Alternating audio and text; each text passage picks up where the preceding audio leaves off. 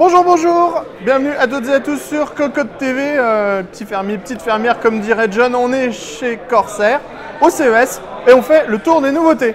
Alors, tous les claviers K70 passent en version 2, on en a déjà parlé sur le site, donc on passe très rapidement là-dessus.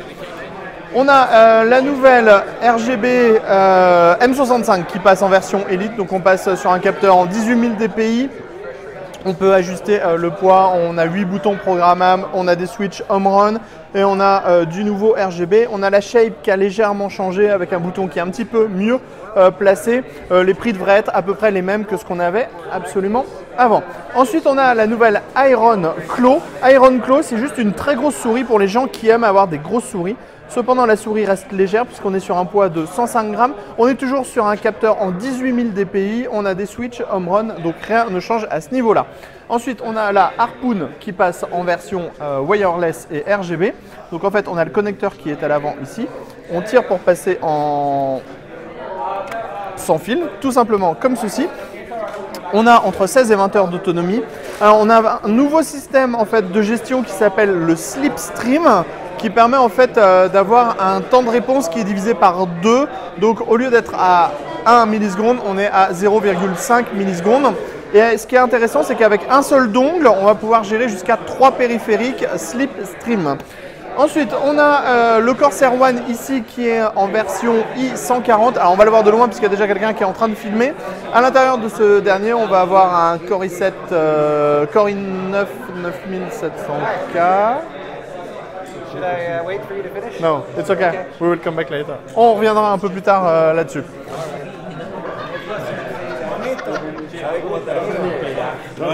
No hay doble XL de esa camperita. On continue avec la mémoire et les nouvelles Dominator Platinum RGB. Alors, en fait, tout le système de LED a été changé. Avant, on utilisait en fait ce type de LED sur toutes les mémoires RGB. Donc, on avait une grosse LED pour une couleur. Ici, Corsair a développé un nouveau système. Et en fait, si vous voyez sur ce petit PCB, on a le système pour brancher. Et ici, on a des diodes. Les diodes qu'on retrouve ici, qui sont toutes petites. Donc, qui vont pouvoir faire dans le futur des tonnes et des tonnes de choses.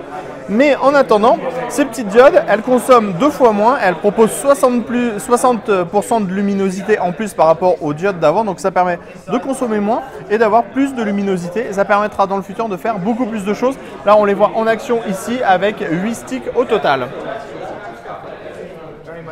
Donc on vous parlait du i140 tout à l'heure, là on a le i160 qui est le modèle un peu plus haut de gamme. On est sur un i9 9900K et une RTX 2080 Ti en 11 Go, carte mère Z370, 480 Go de SSD en M2, 2 Tera de SSD en disque dur. On continue avec le i80, c'est un monstre, on va aller le voir de l'autre côté. Alors le i80, on a carrément un 9920. On a carrément un 9920K à l'intérieur. On va aller vous montrer ça. Hop, sorry.